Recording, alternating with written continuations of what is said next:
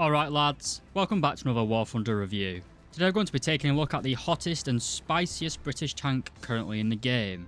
The Churchill Crocodile is currently the level 51 free unlock for the ongoing battle pass, and currently sits in the third rank of the British tech tree, at battle rating 4.7 for arcade, realistic and simulator battles. Being a premium vehicle, it will only cost you 10,000 silver lions to put in your lineup, and for the expert and ace qualifications, it's actually rather cheap.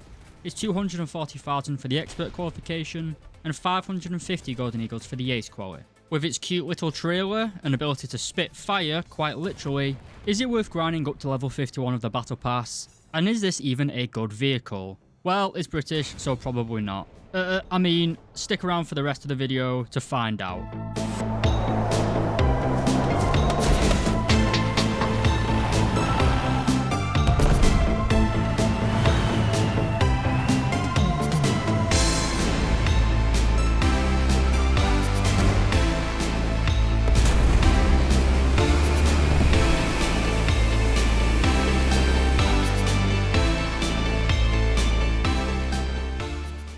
Alright lads, welcome back. Jumping straight into it, the Churchill Crocodile is powered by a bus of an engine, quite literally two bus engines strapped together to make a flat 12. This engine produces 350 horsepower, combined with the vehicle's weight of 47.5 tons, it gives you an atrocious power to weight ratio of 7.4 horsepower per ton. This is obviously abysmal, and combined with the terrible top speed of 21 km per hour going forwards, and only 3 km per hour in reverse, it's very hard for this tank to have a meaningful effect on the battlefield, especially if it's a wider, open rural map. Basically, if you ever had a fat kid at high school who always used to finish last in the 100 meter sprint races, that's basically you playing this tank. Except you can shoot fire. Speaking of which, if we go on to the firepower section, and the main gimmick of this tank is the flamethrower added where the port machine gun used to go.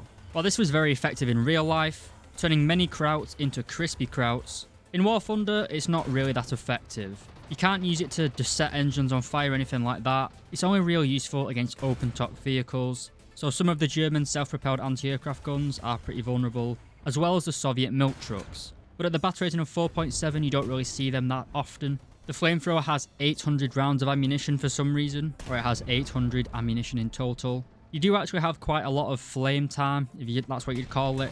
But again, it's largely just a gimmick. You can use it to blind enemies, shoot it in the face when they're trying to shoot you. Kind of like putting smoke on someone, that's what I've been using it for. You can also use it to piss off your friendly players by setting them on fire. It doesn't do any in-game damage, but it does make them quite an obvious target. So if someone knocks into you at the start of a match, just light them up. Give the enemy a free kill by turning your allied player into a wicker man. Or I guess, a wicker tank. Anyway, the main gun of the Churchill is the same 75mm OQF Mark V. Like the mobility of this tank, the gun is absolute dog shit in my opinion, and at battle rating 4.7, which 90% of the time is an up tier to 5.3 if not 5.7, this gun does leave a lot to be desired. You can carry quite a lot of ammunition with 84 rounds, and your stock reload is 6.5 seconds. You do actually have quite good vertical guidance characteristics, with 12 degrees of gun depression, and 20 degrees of gun elevation. The turret traverse is a little bit slow, but not impossible to use. There's just nothing really going for the Churchill when it comes to the firepower. But let's take a quick look at the ammunition anyway. Our stock round is the M72. This is a solid shot armor piercing shell. It travels at 619 meters per second, which is very slow, and it can penetrate 91mm of armor at maximum. We then also have the M48 high explosive shell. It only contains 666 grams of TNT, possibly a message from the devil, leaving his mark, making me suffer having to play this piece of shit. But anyway, it only has 10mm of penetration, so pretty much useless. If you do come across any lightly armoured opponents, you got a massive flamethrower, use that. We also have a smoke shell, but why use smoke shells when you've got a flamethrower again? Just blinds your enemies. And finally, we have the M61 shell. This is again a solid shot armour piercing, but is an armour piercing capped ballistic cap shell, giving you better long range and angled penetration. Regardless though, you still only get 103mm of penetration, and as I said, in the constant up tiers to 5.3 or 5.7, you may as well just alt-tab and watch some fucking random shit on YouTube. You're not going to be able to penetrate tigers or panthers.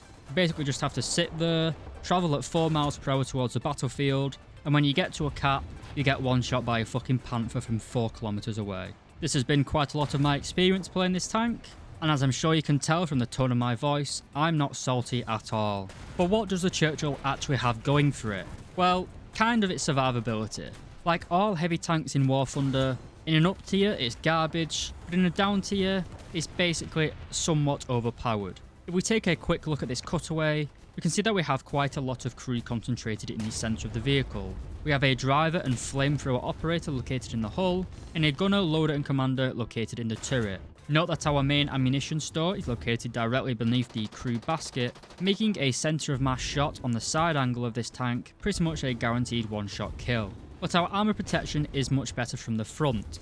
The flat parts of the Churchill are around 152mm thick or 6 inches. This means you can bounce the occasional Tiger 1 gun, but a Panther should be able to go straight through that. You can angle this tank slightly, which does increase the amount of ricochets, but this thing certainly isn't a mouse. You can be penetrated regardless of how thick your armour is, and due to the distribution of your crew and ammunition, a single penetrating round is likely to one-shot this vehicle.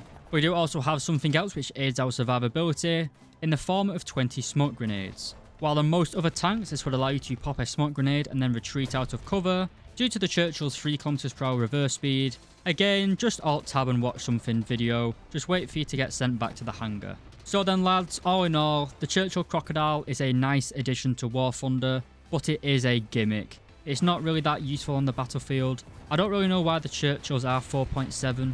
Again, in a down tier, they are quite good, but you just get up tiered every game. The German teams just laugh at you and shoot you straight through the front. The Russian teams laugh at you and just shoot you through the sides with the T-34-57s. So, should you actually grind for this vehicle? Well, it is free, so we can't really complain. But it is largely a gimmick. It's not really a great grinder. And the biggest letdown really is the speed, but that's the same with all the Churchill tanks. You just can't really get to the battlefield. You'll either find that when you get to the actual fight, the enemy team is crumbled and your team is spawn camping, or you'll make your way to the cap, your team is crumbled, and then you'll get ganged up on. I wouldn't recommend this tank for grinding, but as I said, it is a bit of fun. Anyway lads, thank you very much for watching this video. If you enjoyed it, please do consider leaving a like and subscribing. And be sure to let me know down below in the comments what vehicle you guys would like to see me review next. And finally, I'd like to say a big thank you to my YouTube members, Wolfie Fly, Joseph Metcalf, Tomster013, Just Someone, Dr. Bob, Deboa LX, Tans, William Tessier, and Lola Alfonsi. Thank you very much for watching lads, and I'll see you in the next video. And if you've watched this far in, leave a comment saying Basil Brush.